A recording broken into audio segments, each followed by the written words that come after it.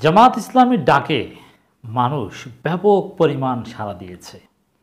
জামাতের ডাকে ধর্মপ্রাণ মুসল্লিরা আল্লাহর কাছে দোয়া করেছে, একত্রিত হয়েছে, জামাতবদ্ধ আমল করেছে। 24 এপ্রিল 24 আপনারা জানেন দর্শক, জামাত ইসলামের কেন্দ্র ঘোষিত কর্মসূচি ছিল। যে কর্মসূচিগুলো রাজনৈতিক কর্মসূচি নয়, যে কর্মসূচিতে অংশগ্রহণ করতে আওয়ামী লীগ বিএনপি হলেও কোনো আপত্তি থাকার কথা নয়। হ্যাঁ, আমরা ব্যাপক সাড়ার দৃশ্য দেখেছি এবং কিছু প্রশ্নের উত্তর দেওয়া জরুরি মনে করছি। এই প্রেক্ষাপটে কর্মসূচি সফল কিনা আমি দেখতে পাচ্ছি ইসলামপন্থীদের মধ্যেই এক অংশ যারা ক্রিটিক করেন, তো অতিমাত্রা ক্রিটিক করতে করতে সালাতুল ইস্তিসকার মতো এই কর্মসূচির সফলতা নিয়েও প্রশ্ন তুলছেন যে আসলে সফল হয়নি, ব্যর্থ। আসলে কি সফল হয়নি? জবাব দিব। এবং আসাদ নূর টাইপের অনেকেও এটা নিয়ে ট্রল করছেন, জামাতেরটা বা আলাদা আহমদুল্লাহ বা আরও যারা করছেন ট্রল করছেন, কই বৃষ্টি তো হচ্ছে না, দোয়া তো কবুল হচ্ছে না। এর মানে অনেক রাজনৈতিক সমালোচক বলছেন যে এরা আসলে অযোগ্য, এই নেতারা বা জামাতের লোকজন এরা ভালো না, এরা আপোষ করে, জালেমের সাথে আপোষ করে, এরা দালাল, এরা সিন্ডিকেট করে নেতা হয়েছে, বাইতুল মালের টাকা মেরে খায়, এদের দোয়া কবুল হচ্ছে না। আসলে কি তাই? এই জবাবটা একটু দেওয়াটা জরুরি। তার আগে আপনাদেরকে একটু দেখাতে চাই দর্শক, জামাতের ডাকে মানুষ ব্যাপক সাড়া দিয়েছে। আমরা এবং সবচেয়ে ইম্পর্টেন্ট যে জামাতের ডাকে আপামর ধর্মপ্রাণ মুসল্লিদের নিয়ে বিভিন্ন জায়গায় যে সালাতুল ইস্তিসকা অনুষ্ঠিত হয়েছে, সেটা আওয়ামীপন্থী চরম জামাত বিদ্বেষী মিডিয়াগুলো ব্যাপক কাভারেজ দিয়েছে। আমি দেখেছি তামিরুল মিল্লাত কামিল মাদ্রাসায় যে সালাতুল ইস্তিসকা, সেখানে জামাতের গুরুত্বপূর্ণ অনেক নেতারা ছিলেন, ওটাও ওই জামাতের কর্মসূচির অংশ হিসেবে মূলত বিপুল সংখ্যক সাধারণ শিক্ষার্থী, সাধারণ মানুষ, এলাকার মানুষ, জামাত শিবিরের লোকজন অংশগ্রহণ করেছে, আল্লাহর কাছে দোয়া করেছে, বিগলিত চিত্তে তওবা করেছে। তা আওয়ামীপন্থী মিডিয়া সময় টিভিও কাভারেজ দিয়েছে, রিপোর্ট করেছে, ব্যাপক ভিউ জামাতের এই উদ্যোগে আয়োজিত এই ইবাদত।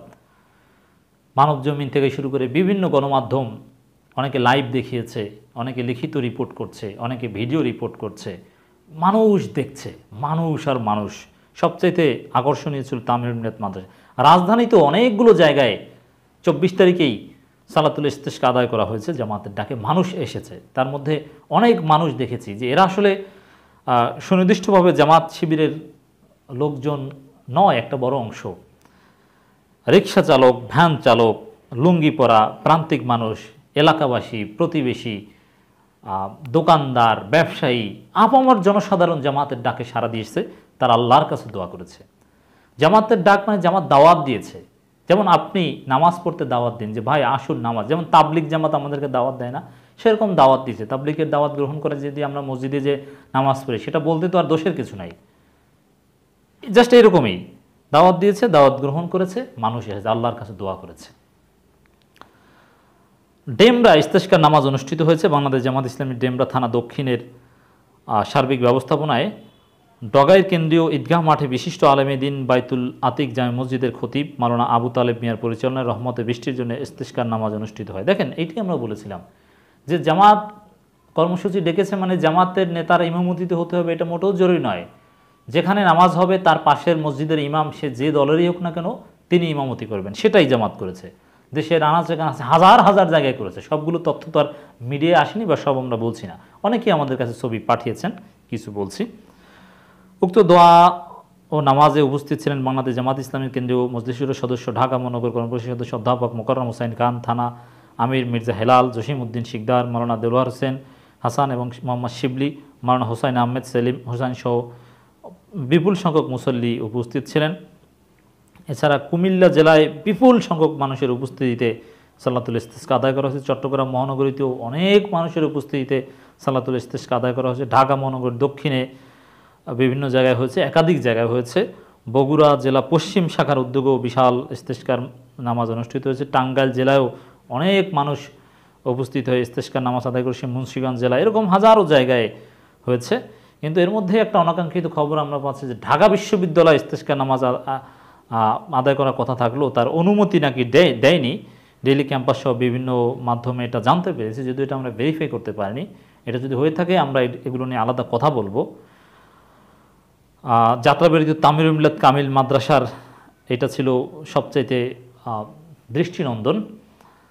আসলে এরকম ব্যাপকভাবে করতে হবে, আল্লাহ যে কোনো একটা হাতের ওসিলায় আমাদের এই দোয়া কবুল করলেও করতে পারে। শাহ আহমদুল্লাহরা পড়েছে, চরমোনায় লোকজন পড়েছে, জামাত শিবির থেকে শুরু করে আপামর জনসাধারণ পড়ছে, কিন্তু কাঙ্ক্ষিত বৃষ্টির সাড়া মেলেনি। কিন্তু এরকম অতীতে হাজারো এক্সাম্পল আছে, বা হাদিসেও যেটা পাওয়া যায় যে সালাতুল ইস্তিসকার জন্য নামাজ পড়ে দোয়া করার সাথে সাথে বাড়িতে যাওয়ার আগেই বৃষ্টি নেমেছে। তো এখন তো দোয়া কবুল হচ্ছে না, এর জবাব কি? আসলে দোয়া কবুল হবে এরকম কোনো গ্যারান্টি কোথাও দেওয়া হয়নি। সালাতুল ইস্তিসকা সুন্নাত পড়তে বলা হয়েছে, কিন্তু দোয়া কবুল হবেই যেটা বলা হয়নি। দোয়া কবুল হয়নি বুজুর্গানে দিনের ক্ষেত্রে এরকম অনেক এক্সাম্পল রয়েছে। হতে পারে দোয়া কবুল হবে না, এটা আল্লাহর পরীক্ষা, কিন্তু যারা দোয়া করেছে এদের মধ্যে অনেক জান্নাতি মানুষ হয়তো বা আছে। অতএব এখানে দোয়া কবুল হবে এরকম কোনো গ্যারান্টি কোনো হাদিসে নেই। দোয়া কবুল হওয়া না হওয়ার উপর ভিত্তি করে মুমিন কিংবা আল্লাহর কাছে গ্রহণযোগ্য বান্দা বা এটা নির্ভর করে না, এটা আল্লাহ বিভিন্ন কারণে দোয়া কবুল নাও করতে পারেন। অতএব এটা কোনো ব্যর্থতার কিছু না, কর্মসূচি সফল। দোয়া করেছে, আল্লাহর কাছে চেয়েছে বিগলিত চিত্তে, যার কোনো দুনিয়াবি ফায়দা নেই, মানুষ নিজেরা পারছে না, আল্লাহর কাছেই সাহায্য চাচ্ছে। এটাই হচ্ছে বাস্তব, এটাই হচ্ছে সফলতা। আল্লাহমুখী হচ্ছে, আল্লাহর কাছে আমরা চাইছি, অন্য কারো কিছু নয়। এটাই সফলতা। ধৈর্য ধরে বারবার চাইতে হবে, একদিন আল্লাহ দোয়া কবুল করলেও করতে পারে। আল্লাহর কাছে দোয়া করতে হবে। তা আল্লাহ দোয়া কবুল করেন সেটা নিয়ে প্রশ্ন তোলাটাও সহি আকীদা পরিপন্থী, এটাও বুঝতে হবে। যারা অতি রাজনৈতিক চেতনায় সমালোচনা করেন যে দোয়া কবুল করেননি আল্লাহ, এটা নিয়ে প্রশ্ন তোলাটাও কিন্তু আপনার জন্য জায়েজ নেই।